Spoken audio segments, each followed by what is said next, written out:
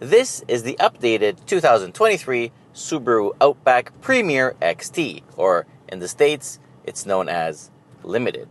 Here in Canada, it costs $46,395. It is the top trim level, making it quite competitive in the market. Under the hood, this model gets a 2.4-liter four-cylinder boxer engine that is direct injected and turbocharged and makes 260 horsepower and 277 pound-feet of torque. It is mated to a high-torque linear-tronic CVT transmission and, of course, Subaru's symmetrical all-wheel drive system with X mode. Pedal to the metal, 0 to 100 kilometers an hour comes in just 7 seconds. That is surprisingly quick for how it generally feels like. I have to say the performance is not an issue. This turbocharged engine has a lot of torque. It comes soon, so from low revs, the CVT is trying to optimize everything, so it keeps you at that torque range all the time. Honestly, it's not a heavy car. It's just 1,790 kilos, so it's a lot lighter than a lot of other things in the world. So overall, I have to say that performance, it's not mind-blowingly quick, but it's no slouch either. It's totally satisfactory. If you get the lesser model that comes with a 2.5-liter boxer non-turbo, that one is a bit slower. It's 188 horsepower. So honestly, if you want the ease of moving things around, you do want to get this 2.4-liter turbo. Fuel economy isn't the best, especially for a drivetrain that has a 4-cylinder turbo with a CVT that supposedly optimizes everything. On average, our test ends with 12.3 liters per 100 kilometers, which is about 19 miles per gallon. That is a lot higher than what the company claims. At least it runs on regular grade gas to make things a bit better. The front brakes feature dual piston calipers and 12.4-inch rotors. The rears are single piston with 11.8-inch rotors. And from 100 kilometers an hour, this car came to a complete stop in 49 meters in the wet, so that is a completely useless measurement. However, the brake pedal feels absolutely fine, and in general, I have no complaints regarding the braking system. The same goes for the steering. I mean, it has adequate weight. It's not dead. There's no feedback through it, but you know what? I don't mind it. It's a good steering for what it is and for something that has that thick tires.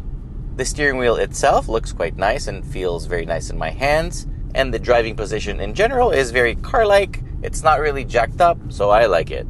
On the road, you can definitely feel the active torque vectoring happening. The car does feel light on its feet despite its size. It's very easy to drive, and the ride is very compliant. In a straight line, it's quite stable unless it's a very windy day, because it does get affected a bit by crosswinds. And to be completely honest, the lane keep assist is a little bit iffy. I didn't really like it, so I didn't use it that much. When the roads get twisty, the Outback goes around the bends quite happily. There's no surprises. Handling is very neutral and the dynamics are very progressive. It won't scare anyone, but at the same time, it won't excite anyone that much. If you push too hard, of course, understeer is what you're going to get, but that's very easily controlled because everything is very progressive, so just ease off the gas a bit and, play with the steering. No complaints overall. I mean, handling is absolutely safe. The front suspension features McPherson struts, and the rear has double wishbones. Over bumps, it's very comfortable. I like that there's some meat on the wheels to create a little cushion. There are no rattles or squeaks coming from inside, so that also makes it feel a little bit more comfortable. And despite being quite soft, it doesn't ruin the dynamics in any way. The exterior looks very nice for 2023. This refresh came with brand new standard LED headlights. It has a mixture of black and chrome accents on the exterior. The lines are quite appealing. It is a pretty car. I like it overall. Inside, it's trying to be modern. Despite this almost 12-inch large vertical screen, looks like they were looking at what Tesla is doing and they kind of copied it, but the software is definitely not Tesla. The materials overall are above average. Fit and finish is excellent. Ergonomically, it's fine. Regarding whatever has a physical button, the soft buttons are a little bit meh, but it does come with all the features you would expect in the category and more. For example, right here it has a system that uses infrared technology or whatever, and it does face recognition on you. So it can set profiles based on the face it detects. But most importantly, if you're not looking straight ahead or you're, on the phone or anything like that, it will start beeping at you and say, "Yo, pay attention, you piece of shit." It also has a very good Harman Kardon sound system. The infotainment supports wireless Apple CarPlay and Android Auto. Again, I'm not a huge fan of the native infotainment system, but you will get used to it eventually. It's not really that bad. The backup camera is just fine. And you also get a rear view mirror that turns into a camera, which is very useful when you load the vehicle to its tits.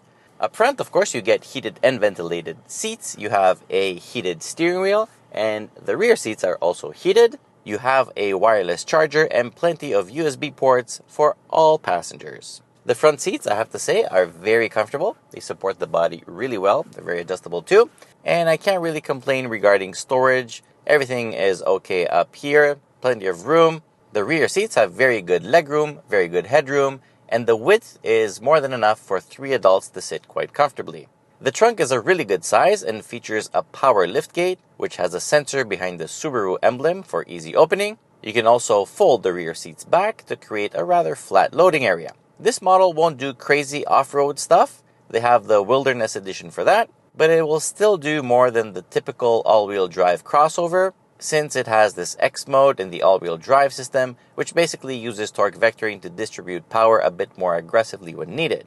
Towing is rated at 3,500 pounds, which is again about 50% more than what you get in your typical all-wheel drive crossover, so kudos to Subaru for doing that.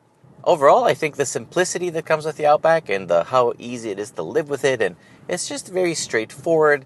There's no complexity, and Subarus tend to be quite reliable. So for all those reasons, people really like Subarus, and the Outback is actually a very, very good pick for whoever is looking for an SUV but wants something a little bit more usable. So it's for people that actually use their vehicles when they do activities. So make sure you go test drive one if you're such a person and you're looking for such a vehicle, because honestly, it's quite good.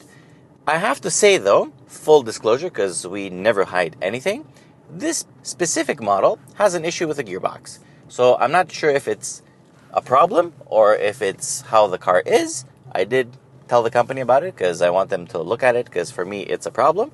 On the highway, when you, let's say you're cruising at 100 kilometers an hour, you accelerate enough to force the car to simulate a downshift, and then again, no hard acceleration. You accelerate a bit, let's say you're overtaking somebody, and then you lift off. So when the car is going to simulate an upshift, it jitters. It's like, it almost feels like the car is misfiring.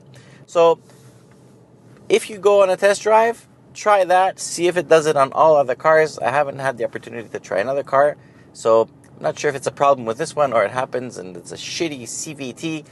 I'm not sure. I generally don't like CVTs. This one, when you don't do that on the highway, is okay. But anyway, that's pretty much it with the Outback Premier XT. So the best trim level in terms of features and luxuries. Anyway, subscribe to the channel. I hope you like this video. Leave us a comment. Most importantly, till next time, be well. Bye-bye. Perfect.